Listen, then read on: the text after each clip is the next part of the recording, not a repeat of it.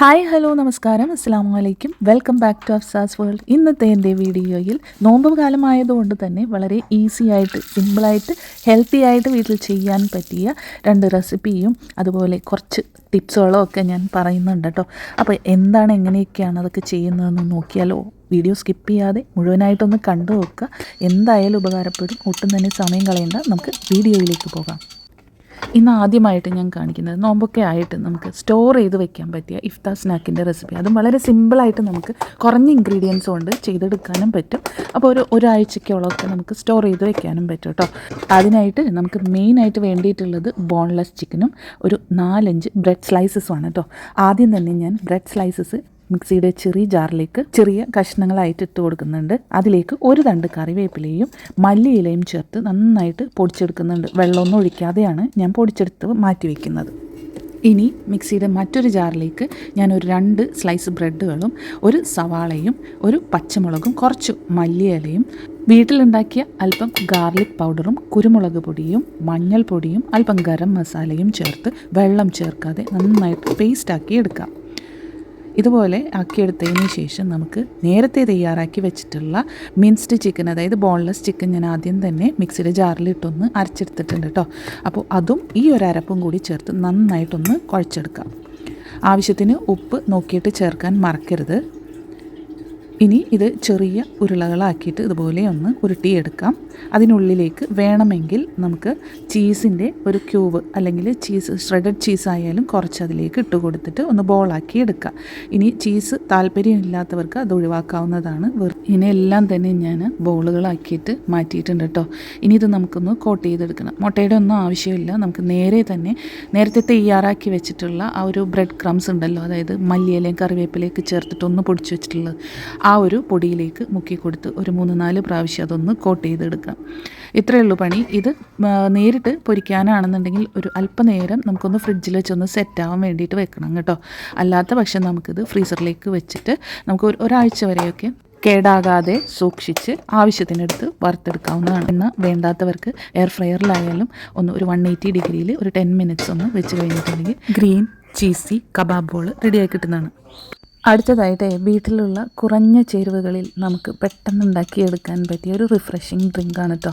അപ്പോൾ നോമ്പ് തുറക്കുന്ന സമയത്തൊക്കെ ഇവിടെ സ്ഥിരമായിട്ട് സമയമില്ലെങ്കിൽ പെട്ടെന്ന് ഉണ്ടാക്കിയെടുക്കുന്ന ഒരു ഡ്രിങ്ക് കൂടിയാണ്. അപ്പോൾ അതിന് വേണ്ടിയിട്ട് ഞാനൊരു ഗ്ലാസ് ജാറിലേക്ക് ആദ്യം തന്നെ റൂഹ് അഫ്സ ഒഴിച്ചു കൊടുക്കുന്നുണ്ട്. ഒരു 1/4 കപ്പാണ്. ഇനി ആവശ്യത്തിന് മധുരത്തിന് വേണ്ടിയിട്ട് കണ്ടൻസ് മിൽക്ക് കൊടുക്കുന്നുണ്ട്. അത് തികച്ചും ഓപ്ഷണലാണ്. മധുരം താല്പര്യമില്ലാത്തവർക്ക്, ഓൾറെഡി റൂഹ് അഫ്സയിലൊക്കെ മധുരം ഉള്ളതാണല്ലോ. അത് മാത്രമല്ല നമ്മൾ ഇതിലേക്ക് ചേർത്ത് കൊടുക്കുന്ന ആ ഒരു ഫ്രൂട്ട്സിനൊക്കെ മധുരം ഉണ്ടെന്നുണ്ടെങ്കിൽ അത് ഒഴിവാക്കാവുന്നതാണ്. ഇനി അതിലേക്ക് ആവശ്യത്തിന് ഫ്രൂട്ട്സും നട്ട്സും ഒക്കെ ഇട്ട് കൊടുക്കുന്നുണ്ട്. ഫ്രൂട്ട്സൊന്നും അധികമൊന്നും ആവശ്യമില്ല. ഞാനിവിടെ ആപ്പിളാണ് എടുത്തിട്ടുള്ളത്. പിന്നെ അതിലേക്ക് കുതിർത്ത് വെച്ചിട്ടുള്ള കസുകസ് കൂടി ചേർത്തിട്ട് നന്നായിട്ടൊന്ന് ഇളക്കി കൊടുക്കുക. നട്ട്സ് എന്തായാലും ചേർത്ത് കൊടുക്കുക. അതിൻ്റെ ആ ഒരു ക്രഞ്ചിനെസ്സാണ് ഇതിൻ്റെ ഒരു ഹൈലൈറ്റ്.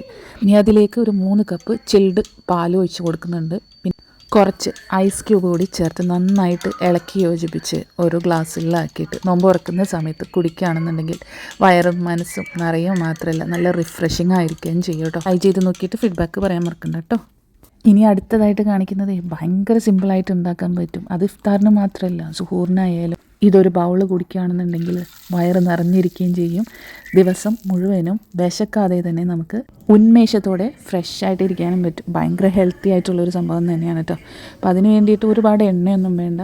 എണ്ണയിലിട്ട് വഴറ്റി ഒരുപാട് സമയമൊന്നും കളയേണ്ട ആവശ്യമില്ല. വളരെ സിമ്പിളായിട്ട് നമ്മുടെ വീട്ടിലുള്ള കുറച്ച് ഇൻഗ്രീഡിയൻസ് കൊണ്ട് ഉണ്ടാക്കിയെടുക്കാൻ പറ്റിയ ടേസ്റ്റി ആയിട്ടുള്ള വീഗൻ ക്രീമി ബ്രോക്കലി സൂപ്പാണ് ഉണ്ടാക്കുന്നത്. ആദ്യം തന്നെ വലിയൊരു പാൻ എടുത്തിട്ടുണ്ട്. അതിലേക്ക് അല്പം ഒലിവ് ഓയിൽ ഒഴിച്ച് കൊടുക്കുന്നുണ്ട്. അതിലേക്ക് 2 വലിയ വൈറ്റ് ഒണിയൻസ് ആണ് ഇട്ട് കൊടുക്കുന്നത് കേട്ടോ. അതൊന്ന് വടി വരുന്ന സമയത്ത് ബ്രോക്കലി ചൂടുവെള്ളത്തിൽ അല്പം മഞ്ഞൾപ്പൊടി ഇട്ടിട്ട് ക്ലീൻ ചെയ്തെടുത്ത ബ്രോക്കലിയാണ് കേട്ടോ. അപ്പോൾ അത് ഇതിലേക്ക് ഇട്ട് കൊടുക്കുന്നുണ്ട്. ഇനി അതിലേക്ക് ഒരു ഉരുളക്കിഴങ്ങ് ചെറുതായിട്ട് അരിഞ്ഞത് ഇട്ട് കൊടുക്കുന്നുണ്ട്. ഇനി അത് നന്നായിട്ടൊന്ന് ഇളക്കി കൊടുക്കാം. അതിന് ശേഷം വെളുത്തുള്ളി ചതച്ചത് 3-4 ക്ലോസ് ഇട്ട് കൊടുക്കുന്നുണ്ട്. ഇനി അതിലേക്ക് ആവശ്യത്തിന് ഉപ്പ് ചേർത്ത് കൊടുക്കാം. കുരുമുളക് 1 ടേബിൾ സ്പൂണോളം ഇട്ട് കൊടുക്കുന്നുണ്ട്. ഇതൊക്കെ മസ്റ്റായിട്ട് ചേർത്ത് കൊടുക്കേണ്ടതാണ് കേട്ടോ, ഈ വെളുത്തുള്ളിയും കുരുമുളകും ഒക്കെ. ഇനി ഇതിലേക്ക് 2 ലിറ്റർ വെള്ളം ഞാൻ ഒഴിച്ച് കൊടുക്കുന്നുണ്ട്. ഇനി അതൊന്ന് തിളച്ച് വരുന്ന സമയത്ത് അതിലേക്ക് സ്പിനാച്ച്, ബേബി സ്പിനാച്ച് ലീവ്സ് ആണ് കേട്ടോ ഞാൻ അതിലേക്ക് ഇട്ട് കൊടുക്കുന്നത്. ഇനി അതിലേക്ക് ഒരു ഹാഫ് പഞ്ച് തൈമ് കൂടി ഇട്ട് കൊടുക്കുന്നുണ്ട്. അപ്പോൾ തൈമൊക്കെ ഉണ്ടെന്നുണ്ടെങ്കിൽ നല്ല ടേസ്റ്റാണ് കേട്ടോ ഈ സൂപ്പിന്. ഇനി ഇത് ഒന്ന് അടച്ച് വെച്ചിട്ട് ഒരു 5 മിനിറ്റോളം നമുക്കൊന്ന് ചെറുതീയിലൊന്ന് തിളപ്പിച്ചെടുക്കാം. അതിനുശേഷം നമുക്ക് തയ്യാറാക്കി വെച്ചിട്ടുള്ള തേങ്ങ, ഒരു അരമുറി തേങ്ങയുടെ പാല് ഞാൻ പിഴിഞ്ഞെടുത്തിട്ടുണ്ട്. ഒരു 200 ml ഉണ്ടാവും കേട്ടോ. അപ്പോൾ അതുകൂടി ചേർത്ത് കൊടുത്തു കഴിഞ്ഞിട്ടുണ്ടെങ്കിൽ നമുക്ക് സൂപ്പ് ഉണ്ടാക്കാനുള്ള ഒരു മിക്സ് അത് റെഡി ആയിട്ടുണ്ട്. ഇനി ഇത് ചൂടൊന്ന് ആറാൻ വേണ്ടിയിട്ട് നമുക്ക് വെയിറ്റ് ചെയ്യണം. അപ്പോൾ ഇത് തേങ്ങ പാല് ചേർത്തതിന് ശേഷം ഒരുപാടൊന്നും തിളപ്പിക്കേണ്ടതായിട്ടില്ല കേട്ടോ. അതിനുശേഷം അതിലേക്ക് ഒരു 3-4 കാഷ്യൂ നട്ട്സ് കൂടി ഞാൻ ചേർത്ത് കൊടുക്കുന്നു. ആ തിക്നെസ്സിനും ആ ഒരു ക്രീമി ആ ഒരു ടേസ്റ്റിനും വേണ്ടിയിട്ടാണ് കേട്ടോ. ഇനി ഒന്നുമില്ല, ചൂടാറാൻ വേണ്ടിയിട്ട് വെയിറ്റ് ചെയ്യുക. ഇനി ഒരു ബ്ലെൻഡറിലേക്ക് മാറ്റിയിട്ട് നല്ലതുപോലെ ഒന്ന് ബ്ലെൻഡ് ചെയ്തെടുക്കാം. അപ്പോൾ നമ്മുടെ ഇവിടെ ക്രീമി ബ്രോക്കലി സൂപ്പ് ഇവിടെ റെഡി ആയിട്ടുണ്ട് കേട്ടോ. വളരെ ഈസി ആയിട്ട് ഉണ്ടാക്കാൻ പറ്റിയത് മാത്രമല്ല, ഗട്ട് ഹെൽത്തിനും ബെസ്റ്റായിട്ടുള്ള ഒരു ഹെൽത്തി സൂപ്പ് തന്നെയാണ്. ഇനി ഇത് കുടിക്കുന്നതിന് മുമ്പായിട്ട്, ചൂടോടുകൂടി തന്നെ കുടിക്കണം. കുടിക്കുന്നതിന് മുമ്പായിട്ട് അല്പം ഒലിവ് ഓയിൽ, ഒന്നില്ലെങ്കിൽ നന്നായിട്ട് ചൂടാക്കിയിട്ട് ഒന്ന് ഒഴിച്ചു കൊടുക്കുക. ഇല്ലെങ്കിൽ സിമ്പിളായിട്ട് ഒലിവ് ഓയിൽ ആകുമ്പോൾ പ്രത്യേകിച്ച് ഓയിൽ ചൂടാക്കേണ്ട ആവശ്യമൊന്നുമില്ല. അതിൻ്റെ മുകളിലൊന്ന് ഡ്രിസിൽ ചെയ്ത് കൊടുത്താൽ ഹെൽത്തി സുഹൂർ അല്ലെങ്കിൽ അത്താഴം സ്പെഷ്യൽ ക്രീമി ബ്രോക്കലി സൂപ്പ് ഇവിടെ റെഡി ആയിട്ടുണ്ട്. എല്ലാവരും ട്രൈ ചെയ്ത് നോക്കുക. ഇത് ആക്ച്വലി ഫേമസ് ആയിട്ടുള്ള ഷെഫ് ജോസഫ് ഹദാദിൻ്റെ റെസിപ്പിയാണ് കേട്ടോ. വളരെ സിമ്പിളായിട്ട് തോന്നുകയും ചെയ്തു. ഉണ്ടാക്കി നോക്കിയപ്പോഴാണെങ്കിൽ നല്ല ടേസ്റ്റി ആയിരുന്നു. അതുകൊണ്ട് തന്നെയാണ് ഞാനിത് ഷെയർ ചെയ്യുന്നത്. അപ്പോൾ ട്രൈ ചെയ്ത് നോക്കാൻ മറക്കണ്ട കേട്ടോ. ഇന്നത്തെ എൻ്റെ വീഡിയോ നിങ്ങൾക്ക് എല്ലാവർക്കും ഇഷ്ടപ്പെട്ടു എന്ന് വിചാരിക്കുന്നു. വീഡിയോ ഇഷ്ടപ്പെട്ടാൽ ലൈക്ക് ചെയ്യാനും ഷെയർ ചെയ്യാനും അതുപോലെ നിങ്ങളുടെ ഫീഡ്ബാക്ക്സ് കമൻസായിട്ട് അറിയിക്കാനും മറക്കരുത്.